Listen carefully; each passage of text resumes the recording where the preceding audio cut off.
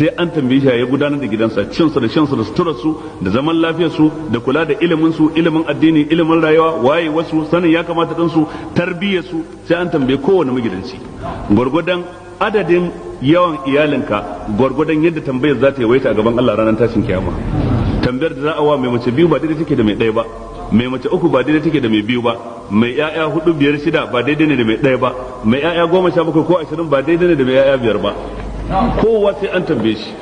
Sannan wal mar'atu fi baiti zawjiha, mace a gidan mijinta, ɗakin aurenta, zaman da take tsakaninta da miji, zama ne na amana, zama ne na girmamawa da mutuntawa tsakaninta da mijinta, tsakaninta da kishiyarta, ko zama ne na masifa da rikici da zuwa wajen bokaye da tsafi da sihiri da sai kin kore ta ko kin haukata ta,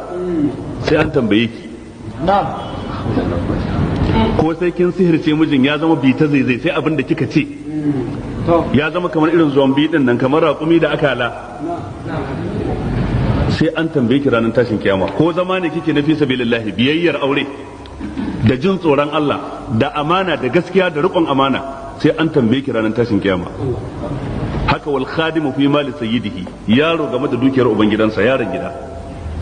game da dukiyar ubangidansa, yaron gida tun daga driver har mai wanke-wanke har mai gadi har yaronka a kantinka har yaronka a kasuwarka har sakatarenka a kamfaninka, dukkan wani wanda yake karkashin wani, kowane irin nauyi ya dora maka sai an tambaye ka, ka haince shi ko baka haince shi ba, ka rike amana sa ko ka yi masa magudi.